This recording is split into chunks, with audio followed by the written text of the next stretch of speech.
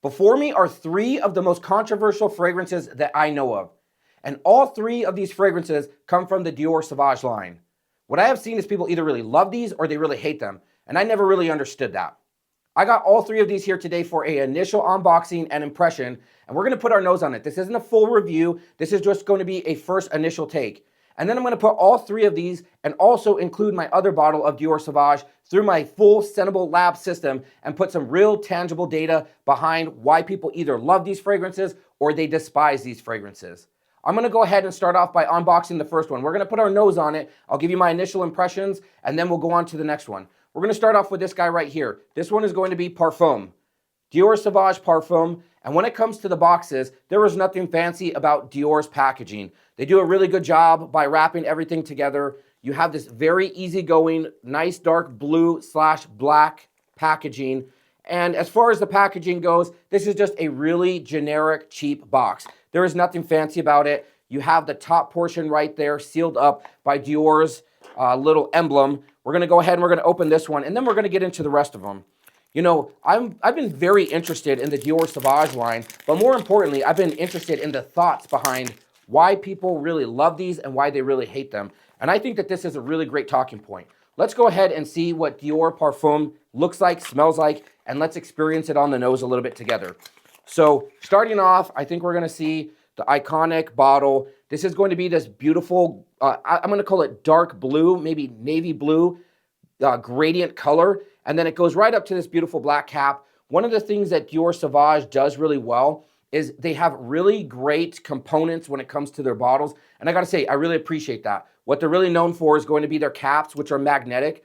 When it comes to designer houses, rarely do you see caps that are going to be magnetic. This is just an easy win for any of us consumers, and I think that they did a really great job at that. The bottle in and of itself is going to be very nice. It's going to be some nice thick glass. I like the coloring to it. And then the simplicity here on the front, Sauvage Parfum. And then you got right down here, Dior. Very easy, very straightforward. And one thing that they're known for, if you flip their cap, is the little B underneath. This one right here also is going to have a pressurized atomizer. I'm going to spray that here in just a moment, but this is the presentation of Dior Parfum. And the reason why I wanted to do a triple unboxing today is because I think it is very important that we look at them together as a series. I actually have the 4th fragrance that I'll be reviewing down here, and that is going to be the EDP. What I want to do is I want to look at all these together and put our noses on it, because my personal opinion is this scent, this line of scents can do it all. They built Sauvage to really take care of a multitude of scenarios, and that is rarely discussed. This is going to be the presentation of the Elixir bottle. It's going to be slightly smaller than the EDP, the EDT, and the Parfum bottle. You can see that there. And then it is again encased or enclosed in that same packaging that we had seen before. It's going to be the iconic black, very cheap, very inexpensive cardboard box. Let's go ahead and crack this guy open, and let's pull the bottle out. Now, what we're going to see when it comes to the Elixir is a slight departure from the other bottles. The Elixir is going to be what I call a more luxurious, more expensive setup. Taking a look at this and then doing a quick comparison, we have a shorter, a stouter bottle. This one is almost completely black. I can slightly see through it, but I have a light above it. So they're really aiming for luxuriousness here. They're trying to bring up this fragrance in terms of its profile as being one that's going to be more luxurious, more opulent, more expensive. You know what they're going for here. So up in the front, we have Sauvage Elixir by the House of Dior. And then we have this reminiscent cap, which is going to be magnetic. Again, big bonus points on Dior's part for doing that. And then, as always, the B in the center of the cap there. One thing to note on these bottles here is on the bottom, they have this concaved portion for the bottom of the bottle. So it slightly goes in there. And then it has the House of Dior symbol right there. Whereas with the other bottles, they have the house symbol there, but they are not concaved on the bottom. Now let's go ahead and we're going to get into the EDT bottle, and we're going to see that. Again, we have the EDT, and this one here is going to have some very similar aspects to the rest of the other bottles, with the exception of the Elixir. So when it comes to the EDT, this one is going to be the one that has been around for the longest. It was produced in 2015, and it is still around. The question is why? Why is the EDT still around, and why is it so popular? So taking a look at the bottle, we are going to see a lot of similarities with what we've already seen when it comes to the other bottles, as I have mentioned. And here you can see you got Sauvage, does not say EDT on the front, and it has the House of Dior right there. It is that same color here. I'll do a comparison, but it is slightly lighter. It's going to be more of a blue to dark blue gradient, whereas the Parfum is going to be a dark blue to black gradient color. Now, regarding the bottle, it is going to be almost identical with the exception of the gradient color changing. It has that same reminiscent cap, nice magnetic cap at that. I have all three of the fragrances out on the table now, and I'm going to go ahead and I'm going to sample them and put my nose on them. We are going to start off with this guy first. This is going to be the Parfum. Starting off with the Parfum, we're going to do a quick atomizer check. And they have fantastic atomizers. That is one thing that Dior does very, very well. Let's see what I think of this guy here. This is a fantastic scent profile. I think hedonically it is absolutely addictive and pleasing. It has that reminiscent DNA from the Sauvage line. And I think that this one right here just smells beautiful. It's a beautiful ambery fougere.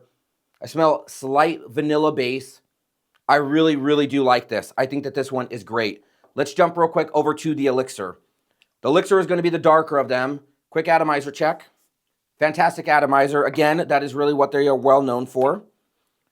And then my initial impressions on this one, much darker. At this point, you're starting to go to that dark resinous, not necessarily oudy, but more animalic territory. And it is heavily spiced. This is going to be a different, unique profile. And this is going to be for a different, unique use case. Absolutely beautiful, though. And it is definitely a departure from the Parfum. Now we're going to jump over to the Eau de Toilette. This guy has been around forever. And the atomizer, like the rest of them, is absolutely great. That thing is heat. Let's go ahead and let's put our nose on this one. And now we've almost reversed course from where we were with Elixir. We have light, airy, poppy. The ambroxan on this one is really pushing it out. And this one right here is definitely sweeter. Going back over to the Parfum here real quick. And then back to the Eau de Toilette. Similar, but definitely different and unique. And then I'm going to jump real quick to the Elixir. And then the Elixir is just kind of out there on its own. You have, as I mentioned, some similarities when it comes to that common DNA, but all three of these are definitely different. Each one of these is going to have a different use case. And now what I want to do real quick is put my nose on Eau de Parfum, which is going to be the fourth one that I have. Again, same gray atomizer. And then Eau de Parfum. Eau de Parfum is going to be different from Parfum and definitely from the Eau de Toilettes. Here's what I have to say about the Dior Sauvage line. I think that the Dior Sauvage line is not given the credit that it deserves simply because of its popularity.